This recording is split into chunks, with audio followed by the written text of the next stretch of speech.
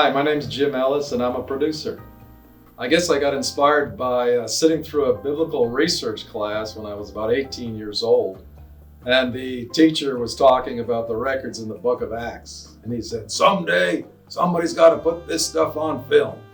And I thought, that's something I want to do. So eventually I ended up in film school in California. I was married and we moved to St. Croix, the Virgin Islands. That's pretty much a third world country. And here's where I was going to start a video production company in the 70s. And so it was interesting. I went to the Buccaneer Hotel, which is one of the bigger hotels, and met the owner. He actually hired me to do his marketing videos, and then also allowed me to do videos for the vacationers. So we made tourist videos, custom made for them. And that's how I got started in the video production industry. So I was asked to give you 5 tips on starting a successful video production company. Of course, there's hundreds of tips, but here's 5 that I think are really important. Tip number 1, believe in your inspiration. Now, why are you doing what you're doing? Developing a video production company is a lot of hard work. Starting anything is a lot of hard work, especially being an entrepreneur. It's risky business. It's not very profitable when you start. And there's going to be a lot of people that tell you you're crazy. Why don't you just get a job with a corporation? Well, some people just don't want to work for corporations. And if I'm talking to you, and that's one of you, then that's it. You've got to be clear on your inspiration and why you're doing what you're doing. For instance, when I got started, my dad told me that was a really bad idea to get into video production. He says, get into computers, you'll make a lot of money. Well, he was probably right, but the money wasn't the first thing on my list. It was to do something that I really enjoyed and I was passionate about. And eventually I did make some money. I think that's a good thing, is to make sure you're convinced of your inspiration. Tip number 2 is to be the best in your field. That's going to take some time and some practice, but you're going to have to make a lane for yourself.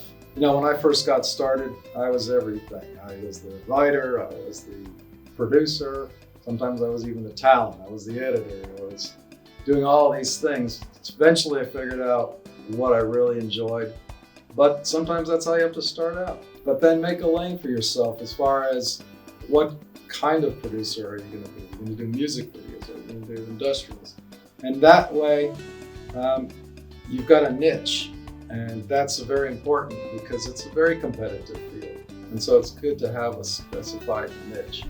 And then, be your best in that niche. Be the best you can be. There's a fella who, the son of my film partner, who's doing animations right now. And he just developed a new technique to do hair. And so the industries took notice because it was so revolutionary. And how more real hair can look on these animations. Do the best in your lane. Tip number 3, people hire who they trust. That's a big deal. I like to work with people I trust too, so you understand how important that is. And so, you have to be confident, right, in order for them to trust that you're going to be able to carry out their project.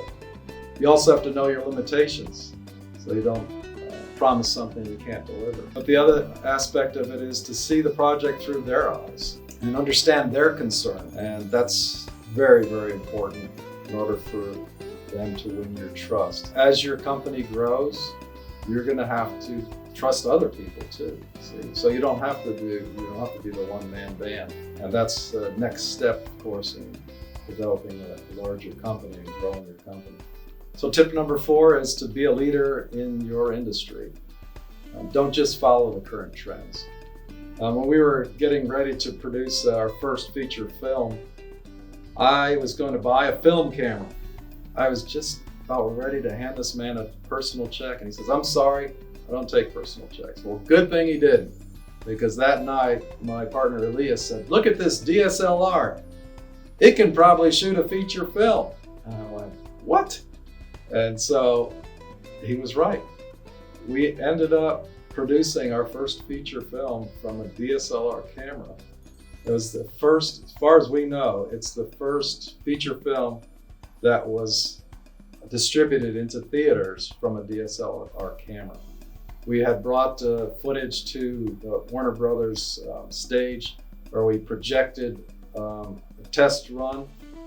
At that time, they were just starting to use digital cameras for television shows. Before that, it was all film. And the guys from House, I don't know if you remember the show House, were there. And they had done the transition from film to digital.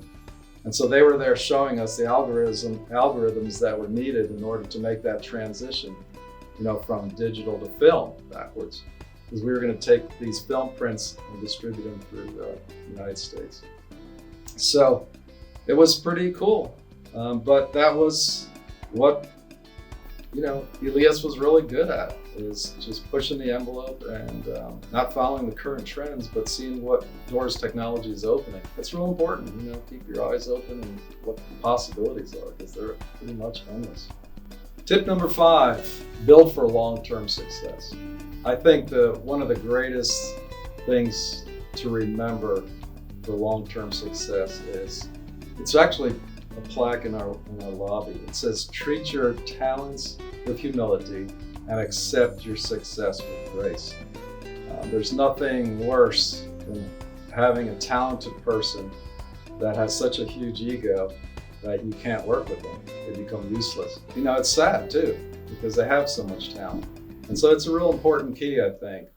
So for anyone who wants to get into the industry, I think the first thing I mention is you just have to be the best in what you do. If you push yourself to be the best, you will be hired. When I first started out, I was pretty bad. You're not going to start out being the best. I was pretty bad at photography and videotaping. But you know what that did? It made me a brilliant editor. I had to get really good at editing. So it's going to take some time, but be patient with yourself. Get out and do as much as you can for free to get started, and soon you'll develop your skills and your confidence level. But that's a big thing. If you can get to be the best in anything you do, then you're not going to have a problem with work at all. I think some advice for the next generation, or any generation really, is to build character. I think that's very important. Sometimes it's not something you want to do, it's something you're forced to do. But it's always a great concept to build, because it's going to get you through the tough times. It makes you resilient. My grandson has a schedule, and he comes out to visit, and mom says, well, he's got to go to sleep at this time, and he's got to eat at this time, and he has to do this at this time. So I'm like, how are we supposed to plan anything? It's kind of tough. And I said, you know what? Today's character building day. And she looked at me and I said, yeah, we're going to do everything different. And I think that's a really good thing to do. And you know what? He didn't sleep all afternoon, and he got a little cranky, but he got through it, and he worked his way through it. And I think that's what we do as adults too. We continue to strive to push ourselves, to be able to handle more pressure, because you're in an industry that's going to take, it's a lot of work and not always a lot of pay, and it's a lot of pressure, even as an entrepreneur. This world is not designed to make it easy for entrepreneurs. So I think that's really important, to be have those characteristics. I was in Mystic Seaport, actually when I was very young, and I saw on a rock a plaque, and I read it, and I just thought it was one of the greatest things I ever read. So just this last few months ago, I took my grandkids there, and I found the plaque and I took a picture of it, and I want to read you what it said on the plaque. Mystic Seaport is a whaling seaport where they built whaling ships, and the people who redeveloped it wrote this on the wall. In remembrance of the self-reliant men and women of our early seaports, whose courage, devotion, and hard work set an example of useful achievement unsurpassed in history. A people inspired of God with a strong sense of individual worth and personal responsibility may achieve their destiny unaided and unafraid. And then it said, stout hearts make a safe ship. And I thought that was really something. That to be self-reliant, to rely on your own abilities, to have courage, to be devoted to something, and hard work. It takes a lot of hard work. That's one thing I've always thought was important to teach my kids, was not to be afraid of hard work, and to have not only achieve something, but useful achievement, right? Something that's valuable. And I thought that was pretty neat that, inspired under God to have a strong sense of individual worth, because each one of us has been designed to be unique, right? And there's no replacement for any of us. So to have that understanding really, I think, motivates you. That's your individual worth and your personal responsibility to achieve, what God's set in your life to accomplish. That's your responsibility, right? And to do that unaided and unafraid, because that's what usually takes people out. Well, I don't have all the help I need, or it's just being afraid to jump out and take the leap, right? It's always a challenge to take the first step. So, and I love that stout hearts, bold, intrepid, valiant people make a safe ship, and that's what you want to produce when you're developing a company, is a safe harbor for people, a great business that they can trust and trust you. And so that's my advice. So I guess I like what I'm doing because I think the arts have a big impact on culture, and that's something I'm interested in doing, is making a big impact, and of course positive impact. We started a film company with a partner of mine, and I guess the tagline was entertainment that changes people's lives. And then there was one more word after that, forever. And that's how big of an impact we wanted to make as a film production company. When we finished our first film, we released it in the Dominican Republic in the theaters down there, and we were going to one of the first showings just to view it. And as the people were coming out, there was this little boy that came out. He was probably 8 years old.